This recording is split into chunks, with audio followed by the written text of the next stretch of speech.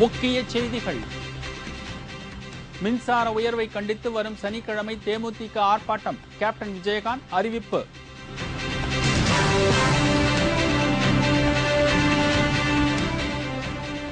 தமிழகத்தில் மீண்டும் பரவுகிறது பன்றிக் காய்ச்சல். ஒருவர் பலி, மருத்துவமனையில் பலர் அனுமதி.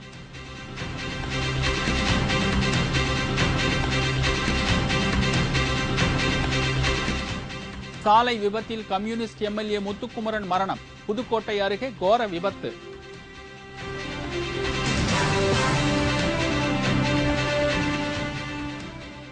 பதினெட்டாவது நாளாக நீடிக்கும் நக்சலைட்டுகள் கடத்தல் நாடகம். சிறையில் இருக்கும் 50 தீவிரவாதிகளை விடுவிக்க ஒடிசா அரசு பரிசீலனை.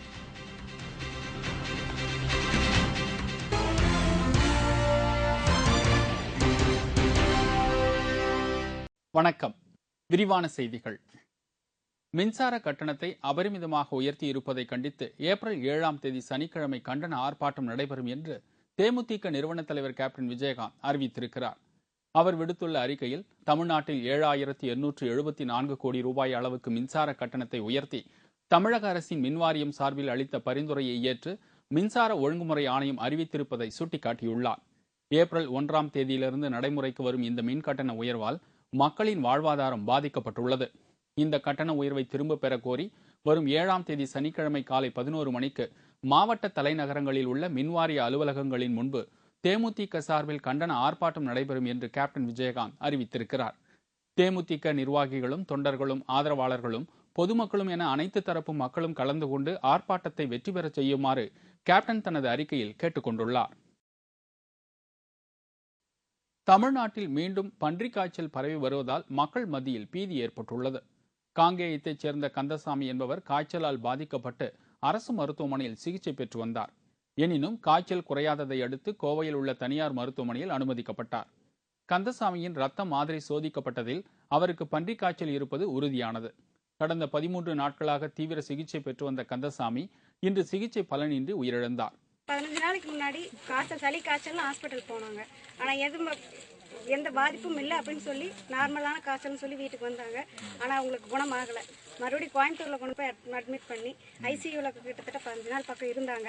இருந்து கடைசியில் ஒரு 4-5 நாள் கழிச்சு தான் வந்து பன்றிக் காய்ச்சல்னு சொன்னாங்க. சொல்லி அவங்களை குணப்படுத்த முடியல. கடைசி வரைக்கும் நாங்கள் போராடி பார்த்தோம், ஒன்றும் முடியல. நேற்று சாயந்தரம் வந்து தவறிட்டாங்க. பன்றிக் காய்ச்சல் மேலும் பரவாமக்கிறதுக்கு அரசு உடனடியாக நடவடிக்கை எடுத்து சரியான நடவடிக்கை எடுத்து தடுத்து நிறுத்தணுங்கிறது எல்லாத்தோட வேண்டுகோள், ஆசை. இது தவிர கோவையில் ஒருவருக்கு பன்றிக் காய்ச்சல் அறிகுறி இருப்பது உறுதி செய்யப்பட்டதாக தகவல்கள் வெளியாகியுள்ளது.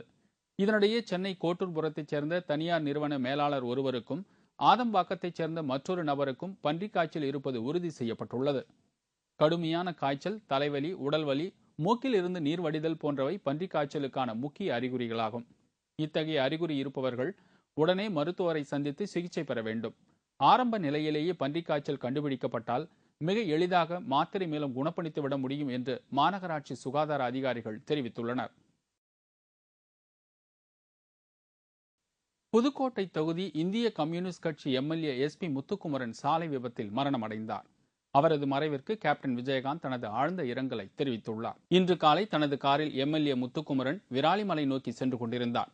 அன்னவாசல் அருகே சென்று கொண்டிருந்த போது திடீரென்று அவரது காரின் டயர் வெடித்தது. இதில் நிலை தடுமாறிய கார் அருகில் உள்ள பள்ளத்தில் தலைக்கூப்புற கவிழ்ந்து விபத்துக்குள்ளானது. இதில் தலையில் பலத்த காயமடைந்த எம்எல்ஏ முத்துக்குமரன் சம்பவ இடத்திலேயே உயிரிழந்தார். படுகாயமடைந்த ஓட்டுநர் மணிகண்டன் மற்றும் காரில் வந்த புதுக்கோட்டை ஒன்றிய செயலாளர் முருகானந்தம் ஆகியோர் புதுக்கோட்டை அரசு மருத்துவமனையில் அனுமதிக்கப்பட்டுள்ளனர். மேட்டுக்குடிப்பட்டியில் உறவினர் ஒருவரின் இல்லத்தில் நடைபெற்ற துக்க நிகழ்ச்சியில் கலந்துவிட்டு வீடு திரும்பும் போது இந்த சோக சம்பவம் நிகழ்ந்துள்ளது.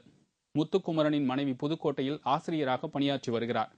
அவர்களுக்கு ஒரு மகன் மற்றும் மகள் உள்ளனர்.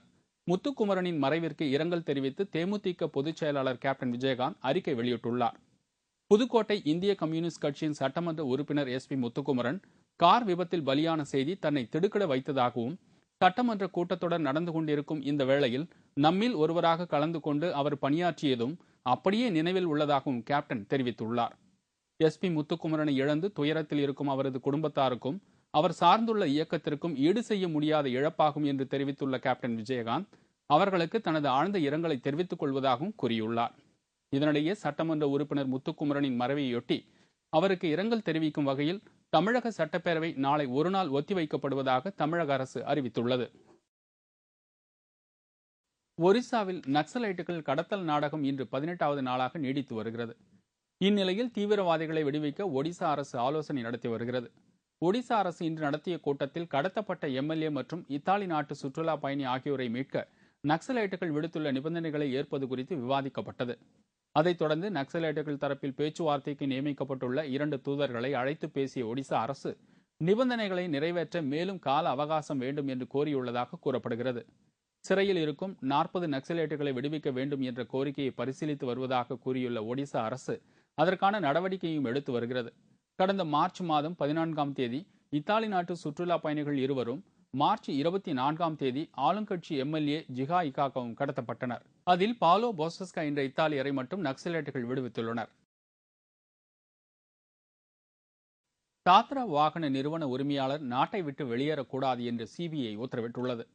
ராணுவ தலைமை தளபதி அளித்த புகாரின் அடிப்படையில் ராணுவத்திற்கு வாகனம் விற்பனை செய்த நிறுவனமான தாத்ரா நிறுவன உரிமையாளர் ரவி ரிஷியை சிபிஐ நேற்று விசாரித்தது. அதைத் தொடர்ந்து லெப்டினன்ட் ஜெனரல் தேஜேந்திர சிங் மீது வழக்கு பதிவு செய்யவும் சிபிஐ தயாராகி வருகிறது. இந்நிலையில் தற்போது தாத்ரா நிறுவன உரிமையாளரும் வெளிநாட்டு வாழ் இந்தியருமான ரவி ரிஷியை தற்போது வெளிநாடு செல்ல சிபிஐ தடை விதித்துள்ளது. இதுகுறித்த தகவலையும் நாட்டின் அனைத்து விமான நிலையங்களும் சிபிஐ அனுப்பியுள்ளது. இதுகுறித்து கருத்து தெரிவிக்க மறுத்துள்ள ரவி ரிஷி சிபிஐயின் விசாரணைக்கு ஒத்துழைக்க தயாராக இருப்பதாகவும் அறிவித்துள்ளார். இதனிடையே நேபாள தலைநகர் காத்மாண்டுவில் நடைபெறவுள்ள பயங்கரவாதம், பேரிடர் மேலாண்மை குறித்த 2 நாள் மாநாட்டில் பங்கேற்க ராணுவ தலைமை தளபதி VK சிங்கிற்கு தடை விதிக்கப்பட்டுள்ளது. இதனை ராணுவ அமைச்சகமும் உறுதி செய்துள்ளது. குடியரசுத் தலைவர் பதவிக்கான தேர்தலில் நிதியமைச்சர் பிரணாப் முகர்ஜியை நிறுத்துவதற்கு காங்கிரஸ் கட்சி ஆலோசித்து வருவதாக தகவல்கள் வெளியாகியுள்ளது. குடியரசுத் தலைவர் பதவிக்கான தேர்தல் இன்னும் 4 மாதங்களில் நடைபெறவுள்ளது. இதில் ஆளும் காங்கிரஸ் கட்சியின் வேட்பாளராக பிரதமர் மன்மோகன் சிங்கை நிறுத்துவதற்கு காங்கிரஸ் தலைமை முதலில் எதிர்பார்த்திருந்தது. எனினும் நடைபெற்ற உத்தரப்பிரதேசம் உள்ளிட்ட 5 மாநில தேர்தல்களில் பிராந்திய கட்சிகளின் ஆதிக்கம் அதிகரித்திருந்தது. அதன் காரணமாக குடியரசுத் தலைவர் தேர்தலில் மன்மோகன் சிங்கை நிறுத்தும் திட்டம் கைவிடப்பட்டது. இந்நிலையில் நிதியமைச்சர் பிரணாப் முகர்ஜி அந்த பதவிக்கு நிறுத்தப்படலாம் என்று செய்திகள் வெளியாகியுள்ளன. எனினும் இது தொடர்பாக காங்கிரஸ் கட்சி தலைமை இதுவரை இறுதி முடிவு எடுக்கவில்லை. இதனிடையே குடியரசுத் தலைவர் தேர்தலில் அதிமுகவின் ஆதரவையும் காங்கிரஸ் கோர முடிவு செய்துள்ளதாக தகவல்கள் வெளியாகியுள்ளது.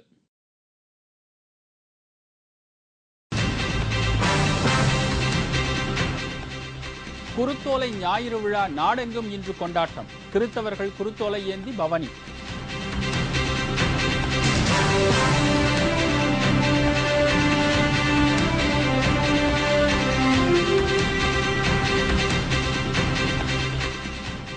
தமிழகத்தில் பரவலாக கோடை மழை, மக்கள் மகிழ்ச்சி மற்றும் பல செய்திகள் விளம்பர இடைவேளைக்கு பிறகு.